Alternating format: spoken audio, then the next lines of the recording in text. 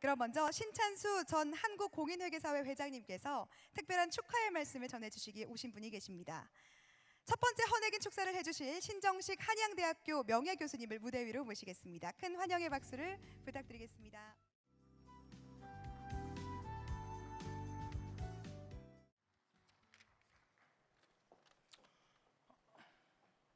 회계인 여러분 안녕하십니까? 신찬수 헌혜긴을 위하여 축하 인사를 드리게 되어 매우 기쁘게 생각합니다. 신찬수 공인회계사님은 전 한국공인회계사 회장을 역임하시고 오늘 회계인 명예전당의 헌혜군으로 되셨습니다. 진심으로 축하드립니다. 헌혜긴 신찬수 공인회계사는 지금까지 살아오신 인생 역정이 오직 회계인의 길이었으며 회계에 대한 열정과 창의와 노력의 결과로 오늘 이 영광스러운 2018년 회계인 명예전당에 헌액되셨습니다. 저는 50여 년간의 헌혜긴과의 교류의 인연을 바탕으로 세 가지 테마를 가지고 축하의 말씀을 드리고자 합니다.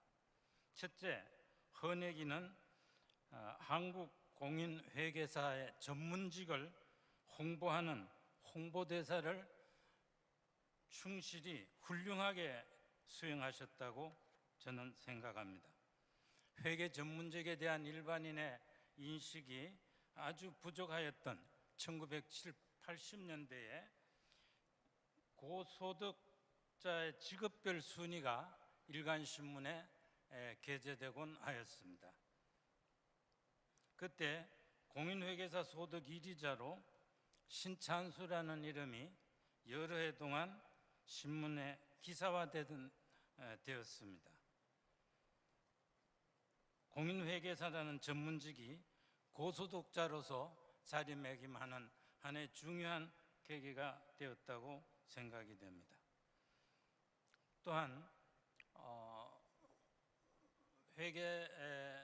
회계사회나 회계법인, 회계사무소가 회계학회에 많은 후원금을 낼 수 있도록 측면 지원해 주시고 제가 학회장을 할 때도 많은 지원을 해 주신 기억이 생생합니다.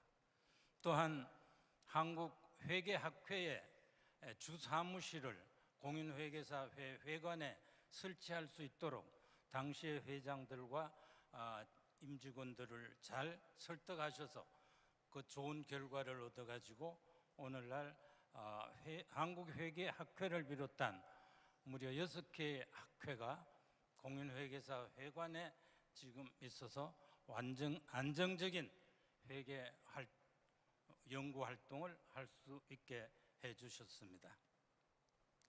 또한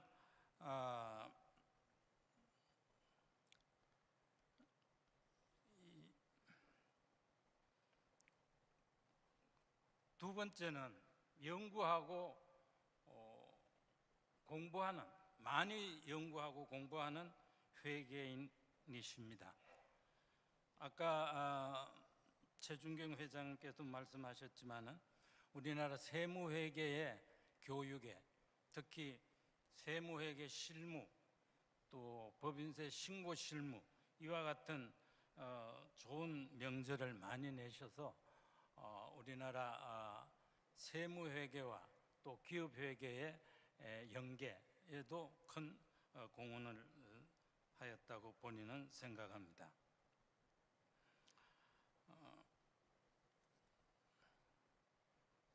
세 번째, 헌혜긴은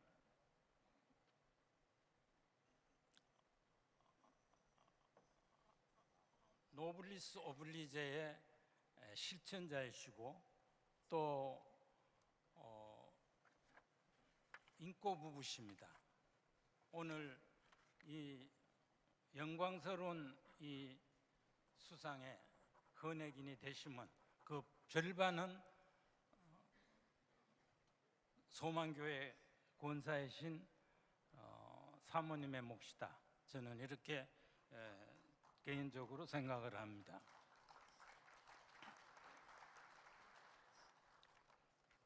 권사님은 헌신적으로 그리고 지극정성으로 회개인의 길에 함께 하시고 건강을 챙기시고 또 한 이런 일들은 많은 지인들이 인정하고 있습니다.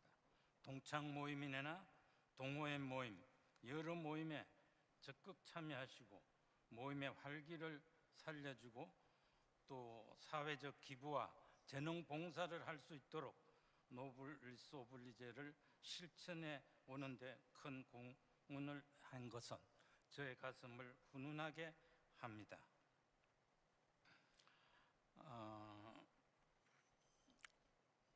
연구도 많이 하시고 또 늘 공부를 많이 하시는 것은 정평이 나 있습니다마는 특히 그 모습은 해외 골프 여행을 가면은 27호를 도시고서도 한 조금 쉬었다가 다시 한 서너 시간 책 읽고 원고 쓰는 모습을 보았고 또 본 사람들이 많이 있습니다.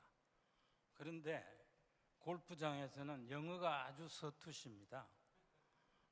기브나 오케이라는 말을 전혀 단어조차 모르시는 것 같습니다. 그래서 우리 동료들은 늘 영어를 좀 공부하십시오 이렇게 얘기하고 있습니다. 언제나 셀프 디스, 자기 낮춤의 자세를 지니시고 형형한 눈빛과 논리적 사고를 가지시고 지금도 현역으로 활약하고 계시는 신찬수 회계사님, 헌혜균으로 되심을 거듭 축하드리고 앞으로도 더욱 건강하시고 모든 일이 순탄하게 이루어지기를 기원합니다. 감사합니다. 네, 신정식 교수님의 헌혜긴 축사를 들어봤는데요. 먼저 오늘의 첫 번째 주인공을 영상으로 먼저 만나보시죠. 지름길보다 중요한 바른 길의 가치. 세제 및 세정 발전에 공헌하고 인재 양성과 사회 교육에 전심전력하여 공인회계사의 사회적 역할을 다한 회계업계의 살아있는 역사. 신찬수 전 공인회계사회 회장입니다.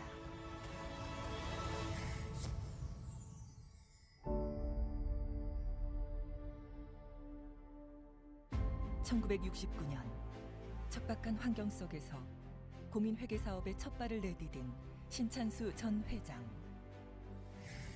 그는 실무 전문가로서 재정경제부와 국세청의 위원회 활동을 통해 우리나라의 조세제도 발전과 국세행정 향상에 크게 기여하였습니다. 상업고등학교 학생들을 위한 세무회계 국정교과서, 세무실무자를 위한 법인세의 실무, 국내 최초의 세무회계 관련 대학 교재인 최신 세무회계 등을 출간하여 세무회계 지식보급에 큰 역할을 하였습니다. 그리고 서울대학교 경영대학원을 비롯한 각 대학원과 대학에서 후학을 양성하고 국세청 세무공무원 교육원과 한국금융연수원 및 대한상공회의소 연수원 등에서 세법 및 세무실무를 교육하고 법무부 법무연수원, 사법연수원, 서울고등법원에서 강사로 활동하며 사회교육에 크게 이바지하였습니다.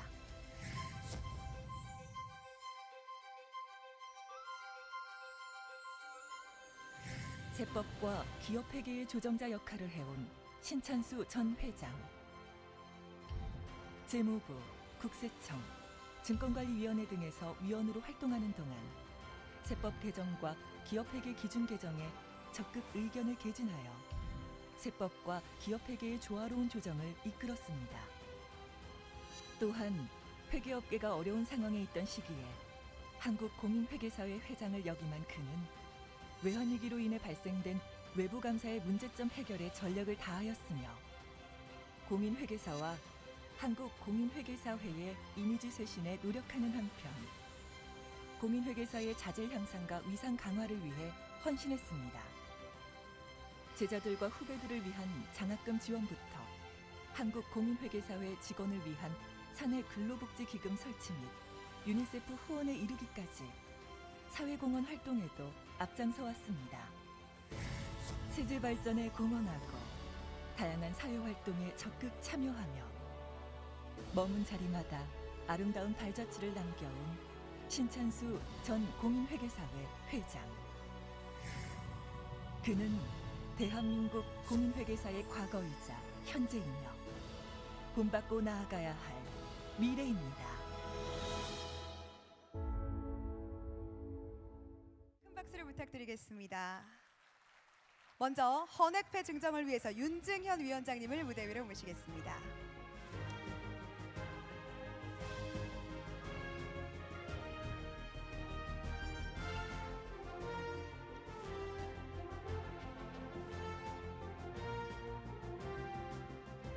그리고 회계인 명예전당 헌액인 신찬수 전 한국공인회계사 회장님을 소개합니다. 큰 환영의 박수를 부탁드리겠습니다.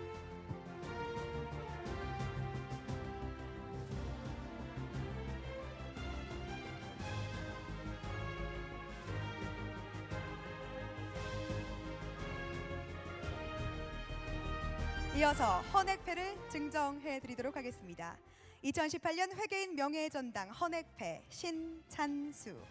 지난 50여 년간 회계산업 발전에 기여하시고 세제 및 세정 발전에 공헌, 세법 및 세무회계 인재 양성과 사회교육 기여, 세법과 기업회계 조정자 역할, 연구 학회 활동 참여 및 유대 강화, 세무회계 지식복을 위한 저술 활동, 사회 공헌 및 한국공인회계사회 봉사 등 고귀한 업적을 영원히 기리고자 모든 회계인의 뜻을 모아서 2018년도 회계인 명예전당 헌액인으로 선정하여 입회를 드립니다.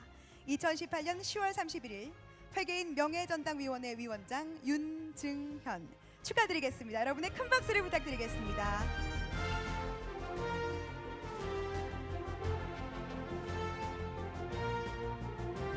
네, 함께 축하해 주시기 바랍니다.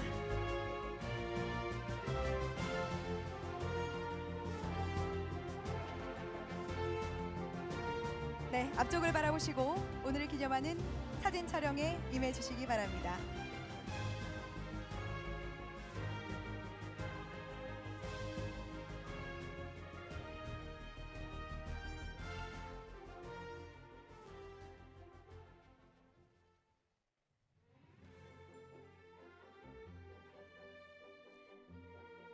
네, 고맙습니다. 수고해주신 위원장님 감사드리고요. 무대 아래로 모시겠습니다. 이어서 신찬수 헌액인의 회고사를 들어보도록 하겠습니다. 다시 한번 큰 박수를 부탁드리겠습니다.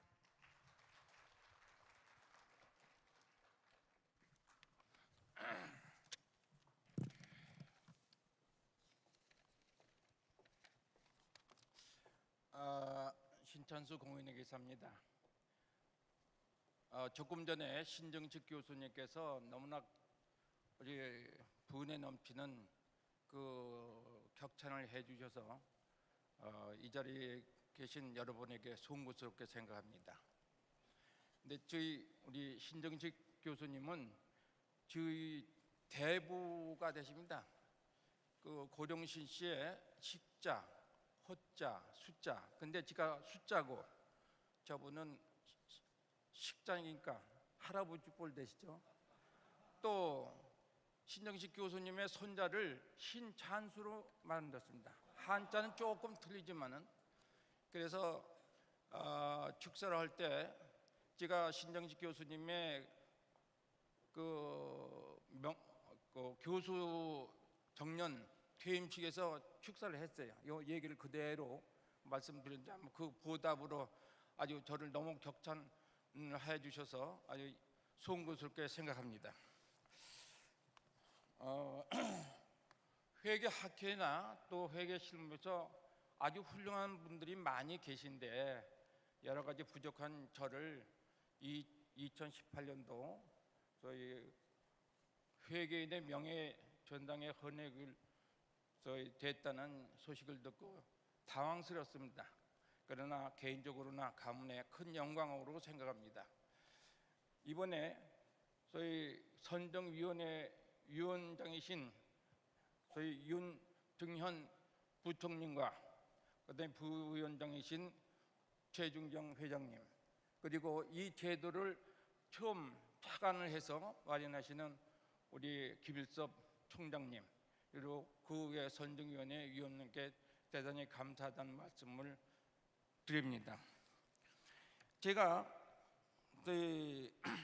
여러 가지 업적을 남긴 것은 지가 능력이 있어서가 되는 것이 아니고, 지가 태어난 시기가 아주 딱 맞게 태어났습니다. 그리고 또 하나, 주위에 있는 분들이 저를 도와주셔서 여러 가지 활동을 할 수 있도록 이렇게 마련하는 데 대해서 대단히 감사스럽게 생각합니다. 제가 34세부터 소위 46세까지가 우리나라의 조세 제도에서 많은 변화를 가져왔습니다. 연대를 보면은 1968년도부터 1980년도입니다.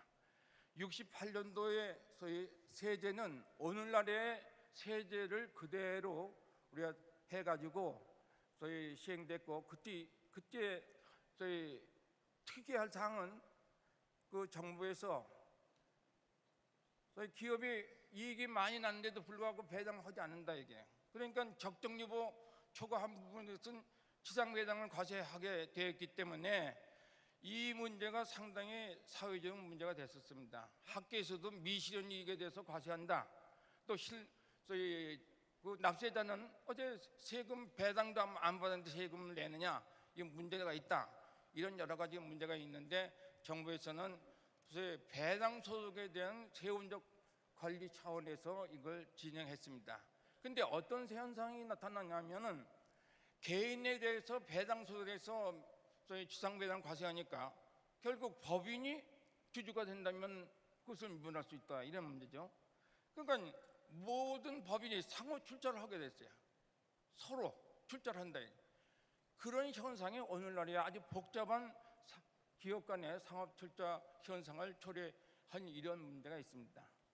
그리고 1975년도에 저희 소득세 제도가 분리과세 소득세 제도가 종합과세 소득세 제도로 바꿔졌습니다. 그 1977년 7월 1일에 우리나라가 최초로 소위 부가세를 소위 시행해서 아주 세수에 굉장한 도움을 받았다, 이렇게 생각하고, 1980년도에는 소위 우리나라의 법인세가 정부 조사 결정대조였습니다. 정부 조사 결정대조니까 매년 세무조사를 했었어요. 근데 세무 인력으로 와서는, 공무원으로 와서는 도저히 이걸 할 수가 없으니까 국세청에서는 이거 안 되겠다, 이거 소위 자기 부가 제도인 신고납부제도 전환을 하자. 이때 제가 부회장을 했었습니다. 그래서 그때 당시 소위 그럼 납세자에 대해서 모든 정보를 공개해야 할 거 아니냐. 그래서 그때 한영석 관세국장, 그다음에 경제연합회 저희 전무님, 상공회에서 저희 변호사님, 공인회계사 부회장, 세무사 부회장, 이 5사람이 저희 연말과 시초에서 상당한 기간을 거쳐갖고서 그동안에 납세자가 질의한, 재무부와 국세청이 질의한 내용을 이렇게 저희 정리해가지고 세법에 저희 정리해갖고 요거를 마련해갖고, 이것이 뭘 되냐면 각 세법의 기본 통칙으로 만들게 됐던 이런 사항이 있습니다. 그렇기 때문에 제가 저희 능력이 있어서 저희 오늘 같은 이런 입장이 된 것이 아니라 기회를 잘 저희 타지에서 나타냈다, 저희 났다, 이렇게 볼 수가 있고, 또 저를 저희 주위에서 많이 도와주셨습니다. 재무부의 세제발전심의위원회, 국세청의 다양한 저희 세정민간위원회, 또 저희 감독원에 있어서 기업에게 자문위원회, 이런 것들 위원을 많이 하기 때문에 저희 납세자의 애로를 정부에 우리가 반영시키도록 적극 노력했고, 또 정부의 세무정책을 납세자에게 홍보하는 이런 역할을 했습니다.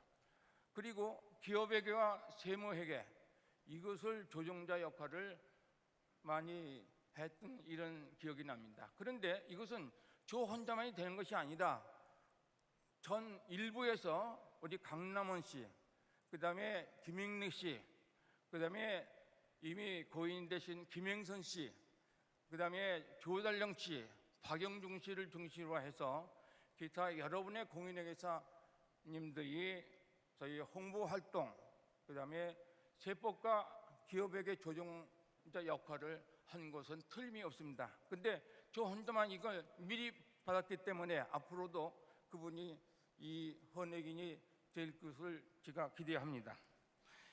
이전에 해고를 해달라고 이랬는데요. 이 기업회계와 세무회계 조정적 역할을 한 사례 하나만을 설명드리겠습니다.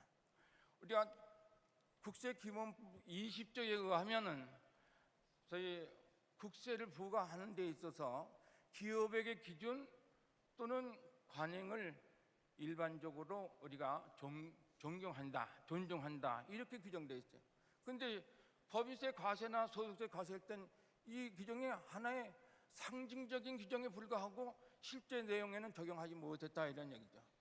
그런데 어떤 현상이 있었냐면은 법인세법이나 또는 저희 소득세법의 기말 재고자산 평가 방법이 원가법, 시가법, 그다음에 저가법, 그다음에 원가법에 6가지가 있어갖고 8가지의 평가 방법이 있었습니다. 그런데 이것은 상품 중심의 평가 방법이고 원가 계산 중심의 평가 방법이 아니었습니다. 그런데 1980년도 초에 장안평에서 저희 어떤 기업이 상가를 지어가지고 그 상가를 지하 1층과 지상 3층을 해갖고서 대단히 상가를 우리가 신축해갖고 이것을 중고 차량 판매 장소로 분양을 했는데 그 첫째 분양된 것이 1층만 분양되고 지하층과 2층, 3층이 분양이 안 됐다 이게. 그러니까 결국 뭐냐면 1층에 있는 사람의 경제적인 여건이 좋아졌기 때문에 그런 문제가 생기죠. 그러니까 이제 이거에 대해서 1층이 다 팔렸으니까 2층, 3층, 지하층에 대한 우리가 원가를 어떻게 계산할 것이냐. 그래서 그분들이 그 법인이 등급별 원가 계산 저희 제도를 채택해가지고 다시 말하면 등급을 뭘 기준으로 하냐. 매출 가격, 분양 가격을 등급으로 반영시켜갖고 저희 그 상가의 취득 원가를 결정해가지고 그렇게 된다면 제일 비싼 1층이 높은 가격의 상가 원가가 되고 제일 지하실이나 3층은 아주 저가로서 평가되죠. 이래갖고 법인세를 신고했더니 정부에서 조사 나왔을 때 아니다, 이건 잘못된 것이다. 이게 등급별 원가 계산이 어디 있느냐? 이것은 저희 단순 종합 원가 계산에 따라서 계산해야 한다. 그래갖고 가장 비싸게 팔렸던 그 저희 1층에 저희 상가의 원가를 단순 원가 방법에 의해서 계산하니까 이게 엄청나게 낮죠. 그러면 그 다음에 저희 싼 층을 팔게 되면 그때는 결손 나누게 되는 것이고 이런 문제가 생기니까 이거 안 되겠다. 근데 이래서 세금 많이 부과돼서 그 법인이 저한테 심사 청구 위임을 했습니다. 이걸 가만히 보니까 틀림없이 등급별 원가 계산이 타당한데 왜 이것을 단순 원가 계산 방법에서 계산하느냐? 이것은 저희 재무 상태나 기간 손익 계산에 어긋나는 것이다. 그래갖고 그때 저희 연구기관을 찾았습니다. 근데 주위에서 연세대학교 경영연구소에 그때 김규삼 씨의 교수님이 우리 소장으로 되셨는데 거기에 위탁하는 것이 좋겠다. 그래서 거기에 위탁을 해가지고 지금 오늘 저희 헌액을 같이 받게 되는 그 김규삼 씨하고 송자 교수님하고 신정식 교수님이 공동 연구자로 해서 저희 외국의 저희 원가 계산 이론을 가지고 대단히 상가에 대한 취득 원가는 저희 연산품 원가 계산에 따라서 계산하는 것이 맞다. 이런 결론을 얻어 가지고 이것을 결국은 저희 국세심사위원회에 제출했더니 그 국세심사위원회에서 이건 사실 합리적이고 또 저희 재무 상태와 기간 손익 계산이 합 목적적인 된 것이니까 이건 우리가 경쟁 처분을 해야 한다. 그래갖고 우리가 법인세를 환급받았습니다. 그래갖고 요 사항이 그 다음에 많은 소위 원가계산의 개념을 세법에서 받아들였던 이런 기억을 말씀드리고 제 말씀을 마치겠습니다. 감사합니다. 네, 축하드립니다. 여러분 다시 한번 큰 박수를 부탁드리겠습니다.